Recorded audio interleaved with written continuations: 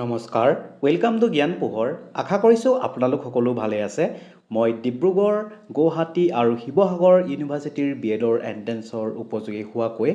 Most important এমচিকিউৰ এটা সিৰিজ আনিছোঁ আৰু আজি হৈছে ইয়াৰ 2 নম্বৰটো পাৰ্ট আশা কৰিছোঁ আপোনালোকে আগৰ পাৰ্টটোৰ পৰা যথেষ্ট লাভান্বিত হৈছে তেতিয়ালে বলক আজি পাৰ্টটো আৰম্ভ কৰোঁ এতিয়া ইয়াতে সুধিছে who is the founder of the Barman dynasty of Assam গতিকে Barman ডাইনেষ্টিৰ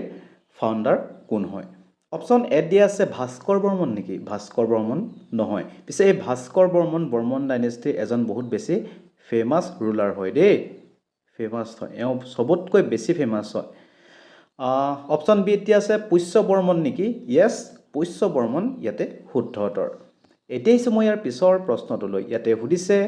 the full form of ICT in education গতিকে ICTৰ ফুল ফৰ্মটো কি অপচন এ দিয়া আছে ইণ্ডিয়ান কমিউনিকেশ্যন টেকনলজি নেকি এটো ইয়াতে শুদ্ধ উত্তৰ নহয় অপচন বি দিয়া আছে information and communication technology yes information and communication technology ইয়াতে শুদ্ধ উত্তৰ আৰু আপোনালোকে যদি ডিব্ৰুগড় ইউনিভাৰ্চিটিৰ আন্ডাৰত বিএড কৰে তেতিয়াহ'লে তাতে ICTৰ এটা ক্লাছ পাব ফাৰ্ষ্ট চেমত দেই এতিয়া মই ইয়াৰ পিছৰ প্ৰশ্নটোলৈ কোৱেশ্চন নম্বৰ 17 ইয়াতে সুধিছে who is known as the father of the Indian constitution গতিকে ভাৰতৰ সংবিধানৰ পিতৃ বুলি কাক কোৱা হয় অপচন এ দিয়া আছে মহাত্মা গান্ধী নেকি মহাত্মা গান্ধী ইয়াতে শুদ্ধ উত্তৰ নহয় জৱাহৰলাল নেহৰু শুদ্ধ উত্তৰ নহয় ইয়েছ ডক্টৰ BR আম্বেদকাৰক ভাৰতৰ সংবিধানৰ পিতৃ বুলি কোৱা হয় আৰু এই ডক্টৰ BR আম্বেদকাৰ আমাৰ যি ড্ৰাফটিং কমিটি আছিল তাৰে চেয়াৰমেন হয় দেই এই BR আম্বেদকাৰ চেয়াৰমেন আছিল ড্ৰাফটিং কমিটি এটো আপোনালোকে মনত ৰাখিব আৰু এই আমাৰ ভাৰতৰ সংবিধানখন এডপ্ট কৰা হৈছিল 26 নৱেম্বৰ 1949ত আৰু আমাৰ এই সংবিধানখন কাৰ্যকৰী কৰা হৈছিল অৰ্থাৎ কম ইনটু ইফেক্ট 26 জানুৱাৰী 1950 গতিকে এই তাৰিখটো আমাৰ 26 জানুৱাৰী তাৰিখটোত যেহেতু আমাৰ ভাৰতৰ সংবিধানখন কাৰ্যকৰী কৰা হৈছিল 26 জানুৱাৰীৰ পৰা গতিকে এই তাৰিখটোতে ৰিপাব্লিক ডে সেলিব্ৰেট কৰা হয় আৰু আমাৰ ভাৰতৰ সংবিধানখন বনাওতে সময় লাগিছিল 2 বছৰ অৰ্থাৎ 2 ইয়াৰ্স 11 months 11 মাহ আৰু 18 days ঠিক আছে এটো আপোনালোকে মনত ৰাখিব এতিয়া মই ইয়াৰ পিছৰ প্ৰশ্নটোলৈ কোৱেশ্চন নম্বৰ 18 ইয়াতে সুধিছে which is the smallest continent in the world গতিকে পৃথিৱীৰ আটাইতকৈ স্মলেষ্ট কন্টিনেন্টটো কি হয় অপচন এ দিয়া আছে ইউৰোপ নেকি ইউৰোপ ইয়াতে শুদ্ধ উত্তৰ নহয় ইয়েছ অষ্ট্ৰেলিয়া ইয়াতে শুদ্ধ উত্তৰ আৰু লাৰ্জেষ্ট কন্টিনেন্ট হৈছে এছিয়া ঠিক আছে এতিয়া মই ইয়াৰ পিছৰ প্ৰশ্নটোলৈ ইয়াতে সুধিছে the battle of Saraighat was fought in গতিকে আমাৰ অসমৰ ইতিহাসৰ এখন বহুত বেছি ফেমাছ যুদ্ধ যিখনক বেটেল অফ শৰাইঘাট বুলি কোৱা হয় এখন কেতিয়া হৈছিল 1671 নেকি ইয়েছ 1671ত বেটেল অফ শৰাইঘাট হৈছিল আৰু এই শৰাইঘাটৰ যুদ্ধখন কাৰ মাজত হৈছিল আহোম ভাৰ্চেছ মোগল আহোম আৰু মোগলৰ মাজত হৈছিল য'ত আহোমৰ জয় হৈছিল দেই আৰু আহোমৰ পৰা লিড কৰিছিল এজন জেনেৰেল আছিল সেই সময়ত আহোমৰ এজন হৈছে লাচিত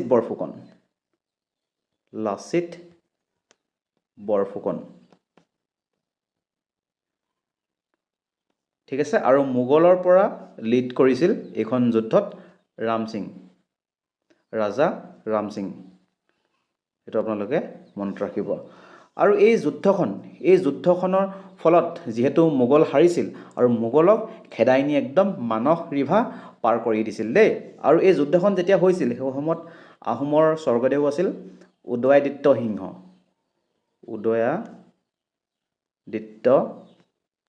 সিংহ এইটো কেতিয়াবা আহি যাব পাৰে ন যে যেতিয়া বেটেল অফ শৰাইঘাট হৈছিল তেতিয়া আহোমৰ ৰজা কোন আছিল উদয়াদিত্য সিংহ আৰু এখেতক আকৌ সৈন্যতফা বুলিও জনা যায় দেই এই আহোম নামবিলাকো মনত ৰাখিব লাগিব সৈন্যতফা এইটো হৈছে তেওঁ আহোম নেম আৰু উদয়াদিত্য সিংহ হৈছে তেওঁ হিন্দু নেম ঠিক আছে এতিয়া মই ইয়াৰ পিছৰ প্ৰশ্নটোলৈ কুৱেশ্যন নম্বৰ 20 ইয়াতে সুধিছে হু propounded the theory of multiple intelligence option A দিয়া আছে হোৱাৰ্ড গাৰ্ডনাৰ নেকি ইয়েছ অপশ্যন এ ইয়াতে শুদ্ধ উত্তৰ এতিয়া মই ইয়াৰ পিছৰ প্ৰশ্নটোলৈ কুৱেশ্যন নম্বৰ 21 ইয়াতে সুধিছে the current president of India গতিকে বৰ্তমান আমাৰ ভাৰতৰ ৰাষ্ট্ৰপতি কোন হয় ৰামনাথ কোবিন্দ নেকি এখেত নহয়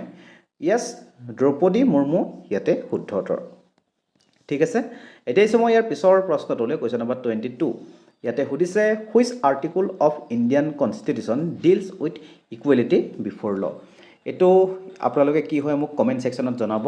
এইটো যিহেতু মই আগতে পঢ়াই থোৱা আছে যিহেতু মই পলিটিৰ 12টামান ভিডিঅ' আপলোড কৰা হৈ আছে আৰু আপোনালোকে যদি পলিটি ক্লাছখিনি কৰিব বিচাৰে আপোনালোকে সেই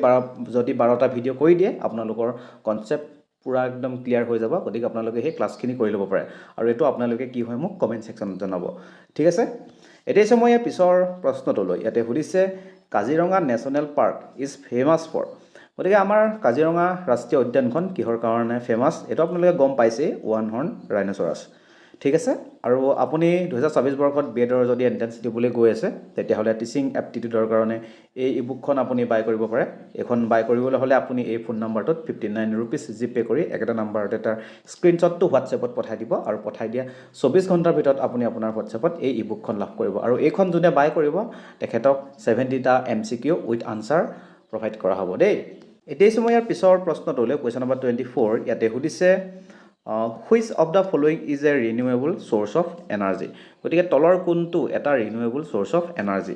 কোল নেকি কোল নহয় পেট্ৰলিয়াম নহয় ইয়েছ ছ'লাৰ এনাৰ্জি হৈছে এটা ৰিনিউৱেবল চ'ৰ্চ অফ এনাৰ্জি এতিয়া মই পিছৰ প্ৰশ্নটোলৈ ইয়াতে সুধিছে the author of Gitanjali is গতিকে গীতাঞ্জলিখন কোনে লিখিছিল অপশ্যন এ দিয়া আছে বংকিম চন্দ্ৰ চেটাৰ্জী নেকি এইটো ইয়াতে শুদ্ধ উত্তৰ নহয় ইয়েছ ৰবীন্দ্ৰনাথ টেগুৰ ইয়াতে শুদ্ধ উত্তৰ ঠিক আছে আৰু এই গীতাঞ্জলিখনৰ কাৰণে ৰবীন্দ্ৰনাথ টেগুৰে নোবেল বঁটা লাভ কৰিবলৈ সক্ষম হৈছিল দেই এই গীতাঞ্জলিখনৰ কাৰণে তেখেতে Nobel prize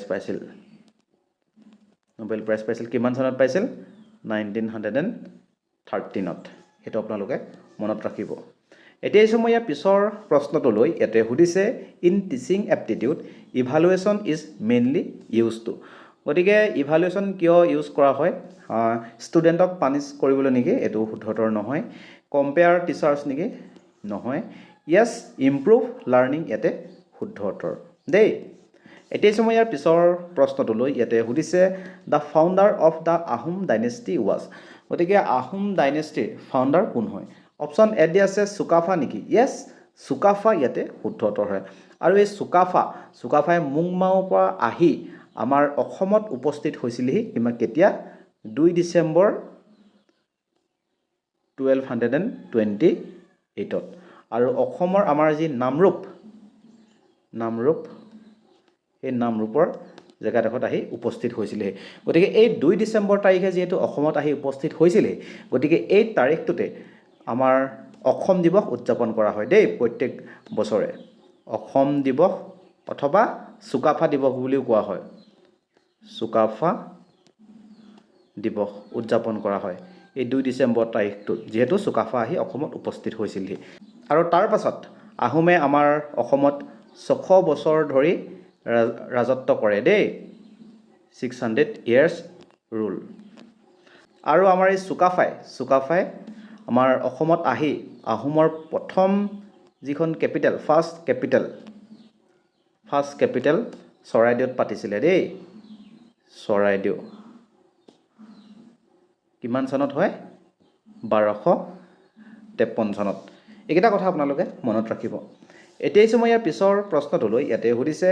the largest river island in the world Majuli is located in option A দিয়া আছে বৰাক ৰিভাৰ নেকি নহয় ইয়েছ ব্ৰহ্মপুত্ৰ ৰিভাৰ ইয়াতে শুদ্ধ উত্তৰ এতিয়া মই ইয়াৰ পিছৰ প্ৰশ্নটোলৈ ইয়াতে সুধিছে the current governor of Assam is, গতিকে আমাৰ অসমৰ বৰ্তমান গভৰ্ণৰ কোন হয়?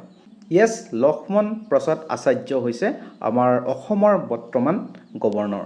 এতিয়া মই ইয়াৰ পিছৰ প্ৰশ্নটোলৈ। ইয়াতে সুধিছে article 17 of the Indian constitution deals with, গতিকে আমাৰ ভাৰতৰ সংবিধানৰ যি আৰ্টিকল 17 সেই 17টো কিহৰ লগত জড়িত? ফ্ৰীডম অফ স্পীচ নেকি? এইটো নহয়,